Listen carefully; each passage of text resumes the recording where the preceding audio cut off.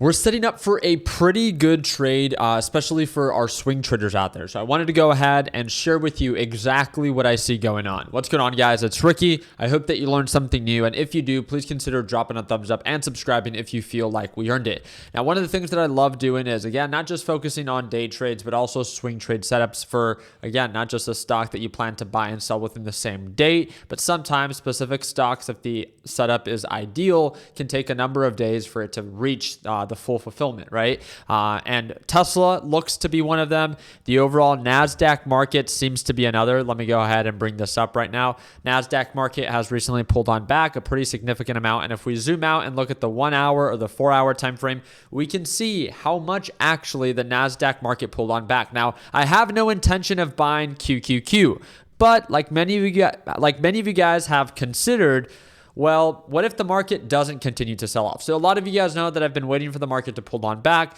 Now, this is great for when the market actually does, but the market's been incredibly bullish. And right now, the AI stocks are kind of going through a little rut. Will it be short-lived? We do not know. No one can predict the future, so let's not pretend like we can, right?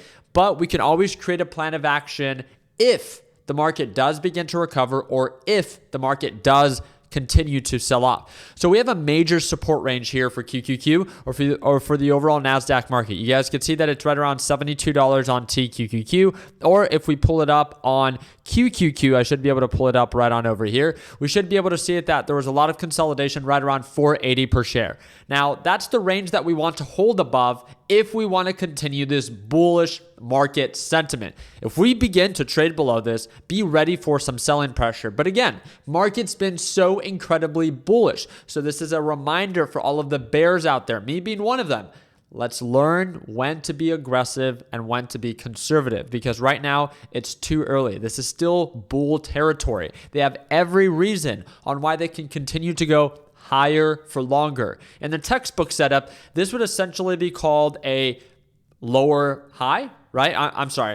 Lower high, meaning that when it pulled on back, it didn't go as low as it did before on the last pullback, but it's kind of still building this upward staircase pattern, right? Pullbacks are inevitable. They happen from time to time, and they mean that the market's healthy. Anytime that the market becomes overbought, it corrects itself, which is a great reminder on when to take profits and maybe when to load up. This is very exciting if the market continues to hold above 480. If the market begins to show signs of weakness and more selling pressure continues and we begin to break below 480 and then break below the moving average at 473, 475, then be ready. Be ready for a stronger pullback to come. But we are far from that. I mean, the market is incredibly bullish. I want to focus on more of the positive in that side. And I guess we'll kind of like cross that road when it comes. But as of right now, I think it makes sense on why to prep for a swing trade to go long. Not because the market has to recover, but simply because it has, right? And taking that into consideration, remember, you can download your risk to reward ratio where you can plan out your entire trade, your entry, your exit, where you plan to cut losses. And I wanted to do this for you guys because I want to use NASDAQ as an example, but Tesla is recently a stock that recently pulled on back. And if you think that it's going to go to $300 per share, then if you're so certain, let's wait for confirmation and see if it actually begins to recover. Nvidia is also another very popular one that pulled back a pretty significant amount. It's testing previous lows. And remember, if you think that, again, this thing is going to find its support and actually begin to recover back to previous highs, that offers a 16% ROI. Think about it. The average market increases around 7 to 10% a year. This is offering you around over 15% within a short period of time if the market continues to recover, which I find to be pretty exciting. Now, you still have to have some form of risk management, right? So if this thing breaks below its support and begins to actively sell off, then that's a break-of pattern, and I would cut losses or manage and mitigate risk accordingly. But as of right now, TQQQ looks like it has a pretty decent setup. So how would I plan this? Very simple. My ideal entry would be at indication of a reversal, which would mean that, okay, it's doing something that it wasn't already doing, meaning that it's no longer showing signs of progress on the downside, but it actually begins to show progress on recovering. What would that look like? Well, right now we're trading right around $74, $75 per share. We could zoom in a little bit closer, and I can wait for a little bit more confirmation of an uptrend. So on the 4 hour, that would look like when it begins to trade above $76 per share. So what I'm going to set up is, hey, hey, I think the market's going to begin to recover. This is just an example.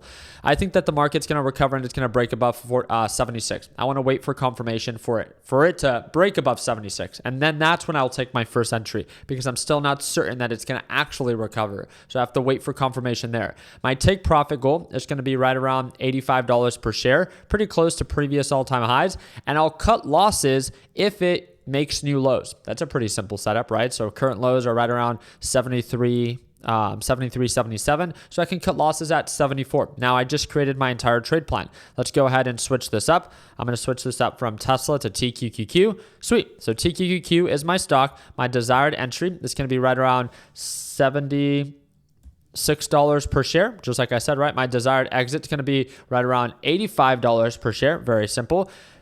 Not every trade is going to go according to plan. I have to be aware of that, right? So I plan to manage risk if it breaks below 74.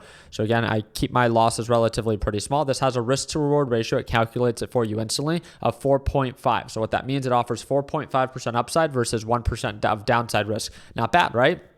So if I end up doing a simple 1,000 shares is about $76,000. For me, that's a trade I can easily take. A lot of you guys know that I trade with over $500,000. So 76 would be relatively a much smaller position size. With my entire trade plan for my desired entry, my desired exit, and my desired cut losses, my risk to reward ratio, I have a full understanding of what I could potentially make, $9,000, versus what I could potentially lose, $2,000. So before I actually even take the trade, I know exactly what I want to do, and I know exactly what I'm putting at risk. I could potentially lose $2,000, but I could potentially make $9,000. And if I see that red figure and I'm not okay with losing that, then guess what? This is a great process because now I don't have to take the trade because I'm aware of the risk I could possibly experience before actually taking it. Now, how amazing would that be that if you were to do this behind every trade you're about to take, how many trades would you have avoided those red days that you never wanted to experience, right? Red days are inevitable. Our job is not to avoid them. Our job is to simply manage them, right? To only open yourself to the kind of risk that you can actually tolerate. And that's the big thing. If $2,000 is not a dollar amount that you could actually lose, then this is where you make your adjustments. Maybe you have to follow with the tighter cut losses. Maybe you have to wait a little bit more for confirmation. Whatever the case might be. Maybe you might approach it with a little bit less size. This is where you begin to make your adjustments so your trade plan resonates well with you as a trader. Now, again, you guys can download this risk calculator absolutely for free. It's going to be the first link in the description down below. It's under trading tools. You scroll all the way down and all you do is you enter your email and we'll send it right to you. It's our risk calculator. It's absolutely for free. I just want to make sure that it will also subscribe you to our politician trade tracker that is sent out every single Monday. So if you ever want to be kept up to date with what politicians are doing, don't worry, we have you covered. So that's what I wanted to break down for you guys. I wanted to show you guys a real world example of what an ideal setup could look like if the market does begin to recover after a recent market pullback. Now, all of this would go out of the window if the market continues to sell off, and then at that point we can actually prep to actually short the market. But this is why it's so important. You create a plan of action beforehand, so if it actually comes into play and the market begins to recover, you actually have a plan to trade, right? Rather than just taking impulsive trades and then over trading and then regretting it. So again, make sure you stay calculated, make sure you stay patient. And if you ever have any questions, do not hesitate. Feel free to comment down below. I hope to see you for tomorrow's live trading session. And if you want to tune on in, I trade live every morning. So you get to see all of my entries, all of my exits, but most importantly, you get to hear my thought process behind every trade I take, both good and bad. And if you want to experience this firsthand, it's designed for complete beginners. There's a huge sale going on and it's the second link in the description down below. And yes, it's a one-time payment, lifetime access, and prices do go up on September 1st. I appreciate your time. Like always, let's make sure that we end the year on a green note. Take care, team.